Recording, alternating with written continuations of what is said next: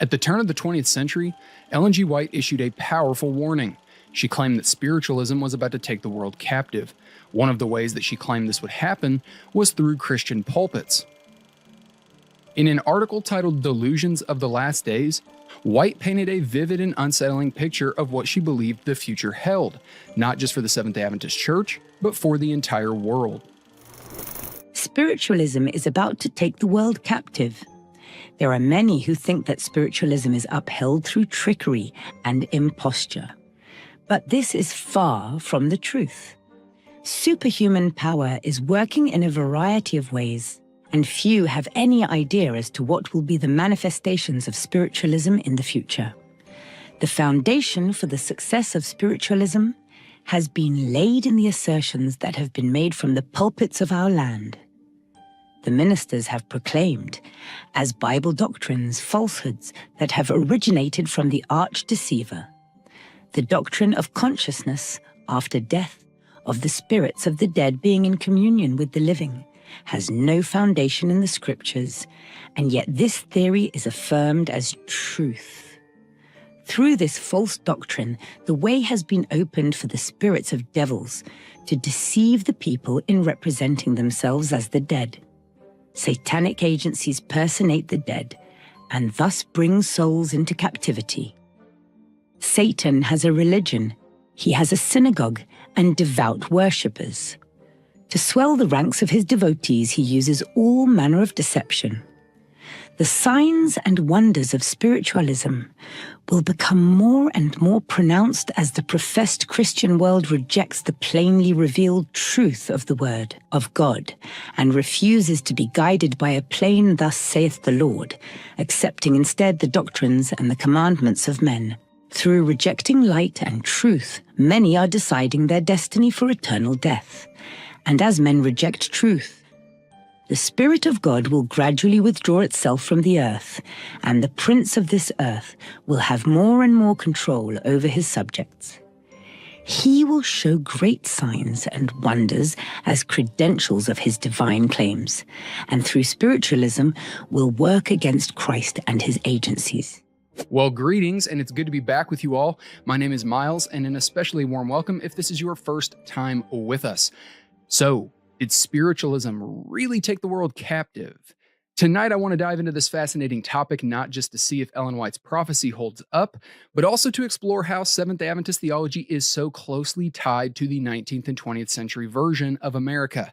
Spiritualism is one of the lesser-known culprits in the Adventist system of theology, coming in third place to Roman Catholicism and Protestantism. But before we get into it, if you like what we are doing here, please consider becoming a channel member. You will gain access to our growing library of members-only content, including members-only live streams. It is through the support of our channel members and website partners that we are able to fulfill our mission to equip as many Christians as possible to reach as many Seventh-day Adventists as possible with the true Christ and his gospel. Thank you so much for your support. So in order to test Ellen White's prediction, we have to understand a little bit of the historical context in the backdrop of her claim. Doing such requires that we understand a little bit about a few historical figures from the 19th century. The Fox sisters, Margaret, Catherine, or Kate, and Leah, are often seen as the pioneers of the spiritualist movement in the United States. Their story kicked off in 1848 in Hydesville, New York, when Margaret and Kate claimed they could communicate with a spirit through mysterious rapping sounds in their house. Naturally, this grabbed the attention of their neighbors, who were blown away as the sisters seemed to interpret answers to their questions through these strange knocks. In 1848, an event now known as the Hydesville Rappings occurred, which put the Fox sisters on the map. Margaret and Catherine claimed that they could communicate with a spirit, which they said came from the ghost of a murdered peddler.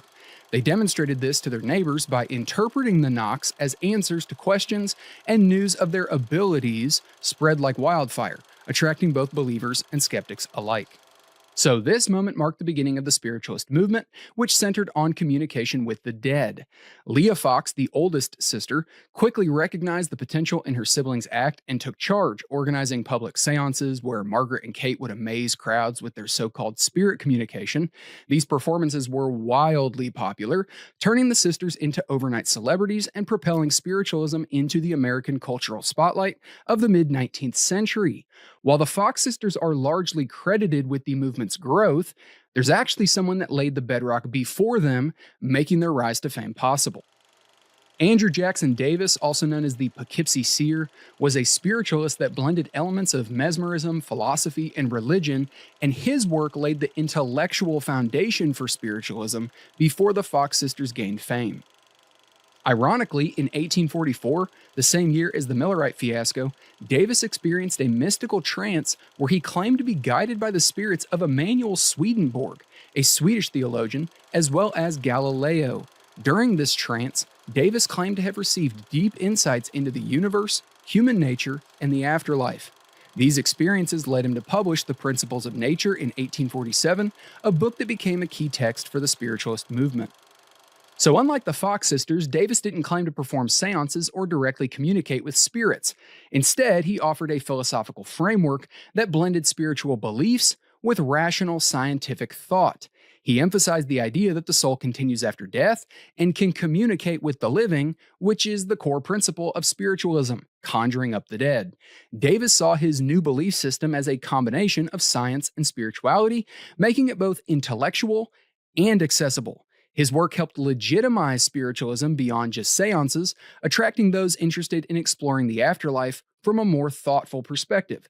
So on the one hand, the Fox sisters made spiritualism accessible to the public with their really dramatic, simple demonstrations of communicating with spirits, drawing in people from all walks of life.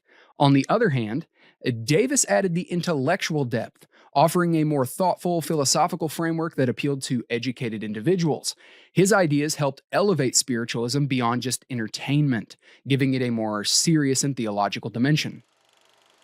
By the mid-19th century, spiritualism had exploded in popularity, attracting millions of followers in the US and Europe.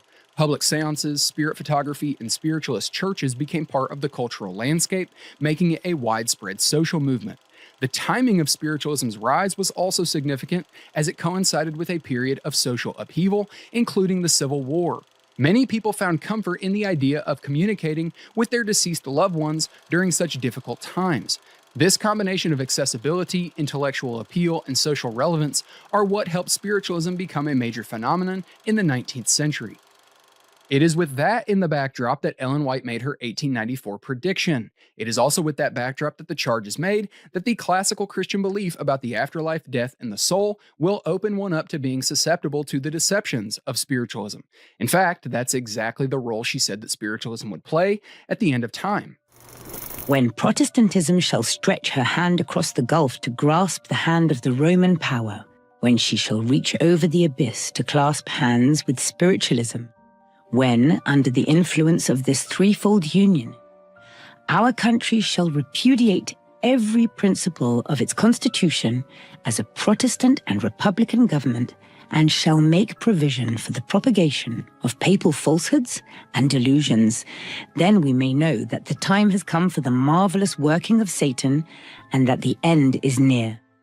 This alleged union is taking place in the shadows by Protestants embracing worship on Sundays, which they assert is the hallmark of the Roman Catholic Church, namely the papacy, and the link with spiritualists is allegedly through the belief in the immortality of the soul. But this is a perfect example of how oversimplification can lead to errant conclusions. Andrew Jackson Davis's teachings on the afterlife were influenced by various religious and philosophical traditions, not just Christianity. He was deeply influenced by spiritualism and ideas about life after death that were circulating in his own time, which did include elements of Christian doctrine, but also incorporated other sources. While Davis's teachings did emphasize the continuity of the soul after death, the focus was on its ability to communicate with the living and the dead to be conjured up. He presented these concepts in a broader, more eclectic context, blending Christian elements and themes with those of Swedenborganism and his own mystical experience. The traditional Christian understanding of the afterlife and the nature of the human soul was firmly established long before figures like Emanuel Swedenborg and Andrew Jackson Davis came onto the scene. Davis was simply a pluralist who borrowed ideas from various religious traditions to create his own theories. So why did Ellen White highlight this 19th century spiritualist movement as one of the three main sources of satanic influence alongside Protestants and Roman Catholics? Well, if we look later in the same Signs of the Times article, we can see what led her to believe that spiritualism was about to spread and make a major impact on the entire world. For years, spiritualism has been growing in strength and gaining in popularity by advocating a certain kind of faith in Christ, and thus many Protestants are becoming infatuated with this mystery of iniquity. It is little wonder that they are deluded when they persistently retain the error that, as soon as the breath leaves the body, the spirit goes immediately to heaven or hell. Through the hold this doctrine has upon them, the way is prepared for the delusive working of the prince of the power of the air. Satan personated the serpent in Eden, regarding this creature as best adapted for his line of temptations. Satan has been increasing in skillful methods by constantly practicing upon the human mind. It is his one purpose to complete the work which he began in Eden, and work the ruin of mankind. So based on some of the professing Protestants of her day falling prey to the cultural buzz of spiritualism, Ellen White concluded that this was no surprise considering they believe in the rationality and reasonability of the human soul. We even see her allude to one of the SDA Church's favorite arguments against such belief, which is that believing such is actually believing Satan's lie in Eden. We have addressed this argument at length in an article on our website, by the way. The link to it is in the description box down below for those that want to check it out. Nevertheless, the crux of Ellen White's prediction rested upon the immediate surroundings of her own day, kind of like many of her other predictions. What appeared to be this soon-to-be global, gripping, influential force actually ended up being a cultural trend. At the height of its fury, the spiritualist movement had an estimated 6 million practicing adherents in the United States, potentially millions of others in Europe. Today, that number sits at a meager 250,000, but the problem is the actual bounds of definition for what spiritualism is. And this really gets us to the heart of the matter. What even is a spiritualist? According to the British Newspaper Archive, by the end of 1919, belief in spiritualism was spreading like wildfire, and spiritualism is defined as a relatively modern religion that is based on the beliefs that the spirits of the dead exist, and both have the inclination and the ability to communicate with the living. So the only belief that unites spiritualism is the idea of communicating with the dead. This very broad definition acts like an umbrella, grouping together all kinds of unconnected people under one central idea. So when Ellen White envisioned spiritualism taking over the world, we're supposed to believe that most people would eventually believe in conjuring up and communicating with the dead. But where is the evidence of this guilt by association-based claim? Neither Protestant confessions nor official Roman Catholic sources suggest that either group endorses conjuring up or communicating with the dead. And neither party's source documents changed based on any sort of influence from 19th century American spiritualist craze. And no, before Adventists try and assert that the Roman Catholic practice of prayers to the saints fits the bill for such, like Ellen White did, this is incorrect and it shows a fundamental misunderstanding of what the Roman Catholic belief regarding the communion of saints is claiming. Firstly, they do not believe that the saints are dead but living, and secondly, they do not conjure up the dead to communicate with them. This is once again an overgeneralization on Ellen White's part, leading to a false equivalence. Intercession of the saints has nothing to do with the practice of spiritualism, and one can disagree with the practice without misrepresenting what the claim is. In fact, the Roman Catholic Catechism explicitly forbids such practices as necromancy, divination, and conjuring up the dead, which once again shows us that Ellen White had no clue what she was even criticizing. This would be no different than trying to make a connection between Seventh-day Adventism and Hinduism because both parties teach and advocate for a vegetarian lifestyle.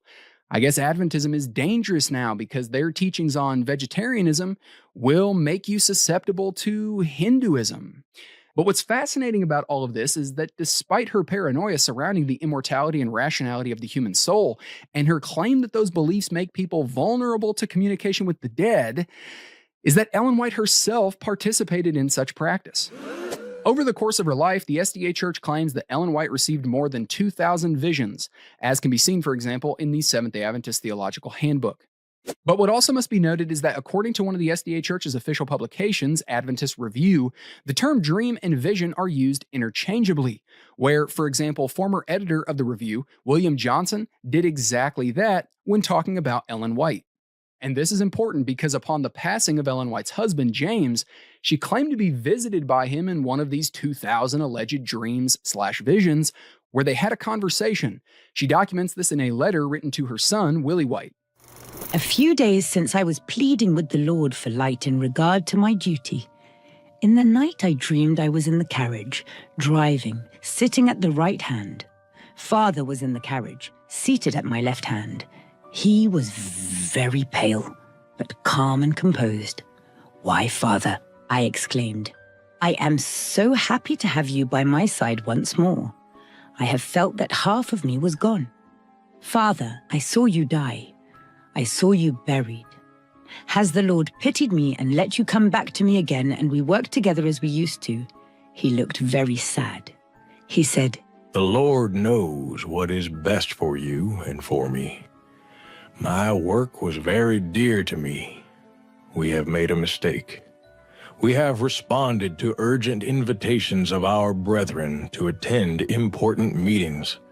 We had not the heart to refuse. These meetings have worn us both more than we were aware. Our good brethren were gratified, but they did not realize that in these meetings we took upon us greater burdens than at our age we could safely carry. They will never know the result of this long-continued strain upon us. God would have had them bear the burdens we have carried for years. Our nervous energies have been continuously taxed. And then our brethren, misjudging our motives and not realizing our burdens, have weakened the action of the heart. I have made mistakes, the greatest of which was in allowing my sympathies for the people of God to lead me to take work upon me which others should have borne. Now, Ellen, calls will be made as they have been, desiring you to attend important meetings, as has been the case in the past. But lay this matter before God and make no response to the most earnest invitations. Your life hangs, as it were, upon a thread. You must have quiet rest, freedom from all excitement, and from all disagreeable cares. We might have done a great deal for years with our pens on subjects the people need that we have had light upon and can present before them, which others do not have. Thus you can work when your strength returns, as it will, and you can do far more with your pen than with your voice. He looked at me appealingly and said, You will not neglect these cautions, will you, Ellen? Our people will never know under what infirmities we have labored to serve them, because our lives were interwoven with the progress of the work, but God knows it all. I regret that I have felt so deeply and labored unreasonably in emergencies, regardless of the laws of life and health. The Lord did not require us to carry so heavy burdens, and many of our brethren so few. We ought to have gone to the Pacific coast before, and devoted our time and energies to writing. Will you do this now? Will you, as your strength returns, take your pen and write out these things we have so long anticipated, and make haste slowly? There is important matter which the people need. Make this your first business. You will have to speak some to the people, but shun the responsibilities which have borne us down. Well, said I, James, you are always to stay with me now, and we will work together, said he. I stayed in Battle Creek too long. I ought to have gone to California more than 1 year ago, but I wanted to help the work and institutions at Battle Creek. I have made a mistake. Your heart is tender. You will be inclined to make the same mistakes I have made. Your life can be of use to the cause of God.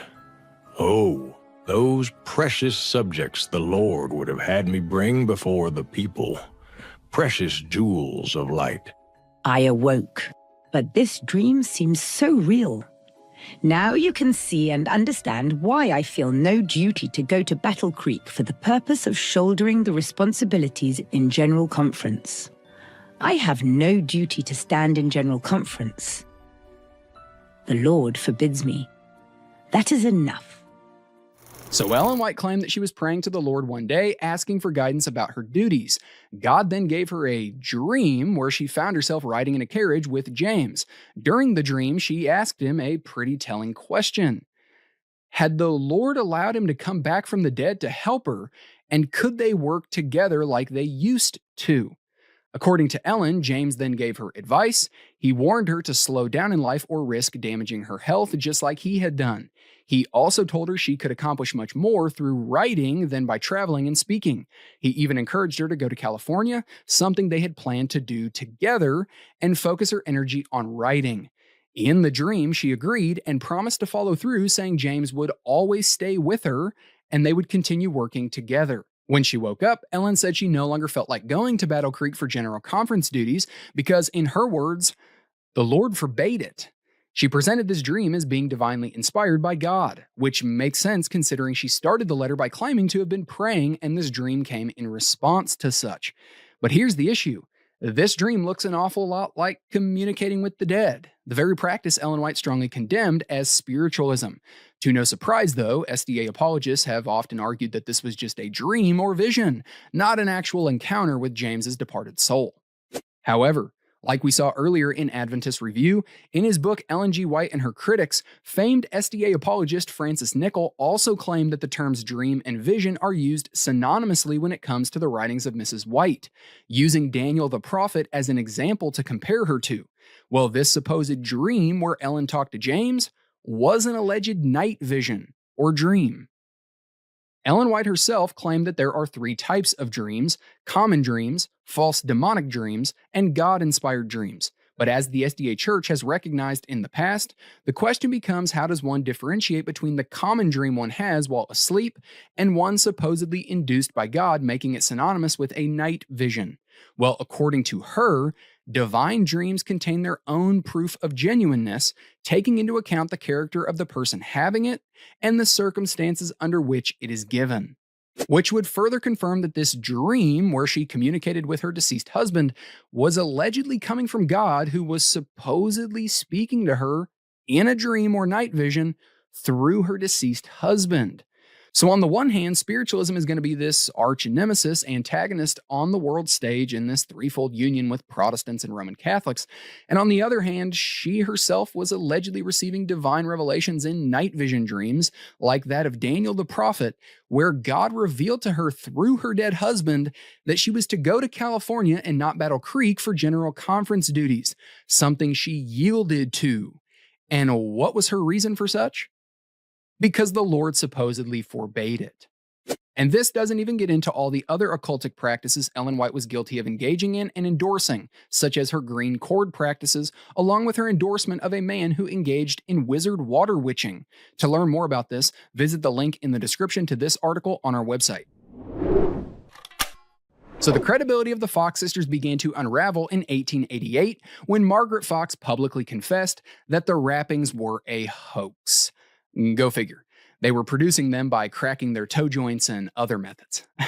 But this confession, widely publicized, severely damaged their reputations, and it cast doubt on the legitimacy of spiritualism as a whole. The confession also highlighted broader issues within the movement, including fraudulent practices among mediums and the lack of verifiable evidence for spirit communication. The Fox sisters later recanted their confession, but the damage was already done, and skepticism grew. This fatal flaw, combined with the rise of scientific inquiry and the emergence of organized debunking efforts, including those led by figures like magician Harry Houdini, the spiritualism movement began to decline. By the late 19th and early 20th centuries, spiritualism had lost much of its mainstream appeal, becoming more of a niche interest and a fad type thing. The Fox sisters' downfall really symbolized the fragility of a movement built upon unproven claims and sensationalism. In an interesting sense of irony, it's just like Seventh-day Adventism, a movement filled with sincere, well-meaning people who have fallen captive to a deception on par with the very spiritualism that they warn against. A movement that rests on a mountain of unproven claims, such as being the remnant with unique prophetic insight into the Bible, warning that anyone who doesn't join them won't be ready for Jesus' soon return. These claims aren't just unproven, many are outright falsifiable. much like the ones put forth by the spiritualist movement.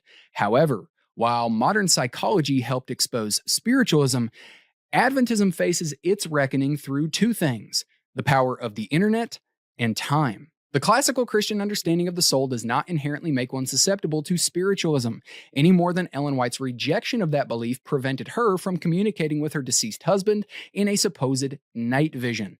There is no evidence to suggest that a union is forming between Protestantism, Roman Catholicism, and spiritualism. Furthermore, spiritualism has not captivated the world as claimed. It's obvious that in her day, this did seem like a real possibility, and it was used to try and bolster the overall SDA end times narrative and worldview. But as I always say, God won because he owns the clock.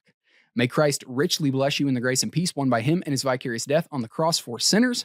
Until next time, God bless. Holy Toledo. Apostate. Did he say that? Come on, man.